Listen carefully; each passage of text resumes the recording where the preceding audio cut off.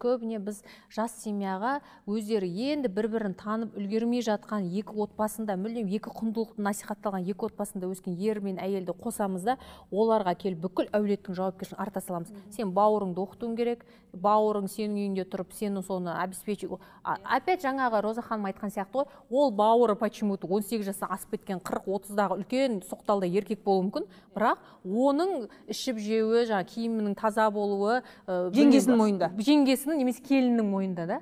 Сен мынау қайын сіңлісі, мынау қайын әпкесі, анаған сәлем сал, мынаған сәлем сал. Сонымен алысып, сонымен әлекпіз ғой әлі күнге дейін. Шай қойып бер, анау келді, бүйтіп қалдың сен, немене тоңқайып намаз оқып жатсың, анау керек. Олай емес.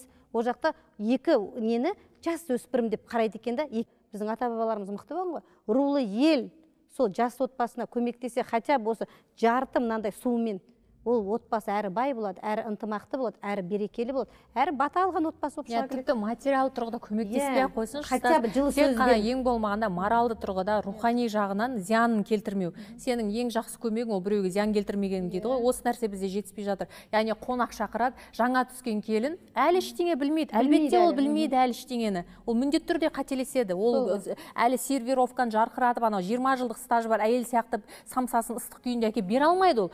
Бірақ сөйтіп келген кезде оған келген қайын апа немесе қайын жұрттан кете салысымен, мына жаққа шайға кете салысымен әйелін бәрін сатып алған ба, қолдан істейміз, бұндайды біз бәрін қолдан пісіретіміз. Осындай қисық сөздер сенің күйеуіңнің, сенің әйеліңе деген арасын суытып, қонақ кеткенше уже бір-біріне жауғып кетеді ғой. Ал керісінше келген қонақ, мыналар жаңа үйленген, қарашы, әйелің пысық екен, мынандай әйелді қайдан тауып алғансың деп, әйелі тұра берген кезде күйеуін мақтап жіберіп, мынандай жігітке шығып отқан сен бақыттысың деп төркіні келіп күйеуін мақтап кетсе, ана екеуі бір-бір сөйтіп күшті семья болып кетпейді ма, иә?